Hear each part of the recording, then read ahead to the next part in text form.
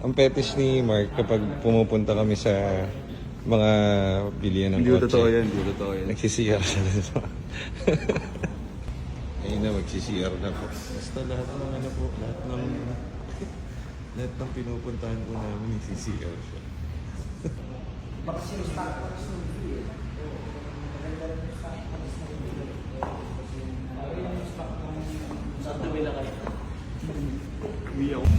Ganda pa. So, ito yung harapan. So, full left. Tanggalin na namin yung mga garnish if ever. Tanda ko na, may nala akong good morning. Oh. Napulot ko lang ito dun sa kotse. So, diyakin to ha. Uy, ganito yan. Diyakin yan. Hawakan mo na. Diyakin yan. Ganito to eh. Diyakin yan. Oh, ganyan yan. Oh. Shades ka sa gabi. Yun oh. I miss. Diyakin ka. Yan. So, okay naman. Loaded. So, yung huling Altis namin na 2016 yata, ganyan din yung mags, pati yung port. Ganda.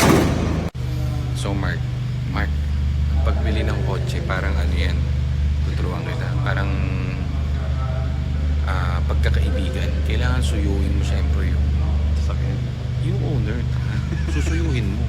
Ang gagawin mo ngayon dyan, bibigatan. Nakita mo yan si Sir, nakaitim. Lalapit ka ron.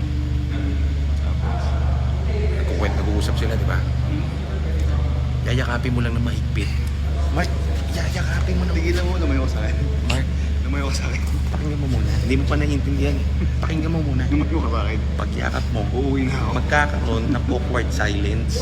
Pag may awkward silence, yun na ang chance natin. Makakuha ng timing na. Ganito, since mentor kita, pati mo pakita Mark, sa akin. Ikaw yung mentor, dapat nakikita ko. Mark, Di ba, monkey see, monkey do. bablog ko, Mark. Pag ginawa mo yung Mark, sinasabi ko sa'yo, Mark, Pakita mo muna kung paano. Mark, yayakapin mo lang bigla. Wala namang masama dun. Pakita mo nga kung paano. Yan ang hirap sa'yo.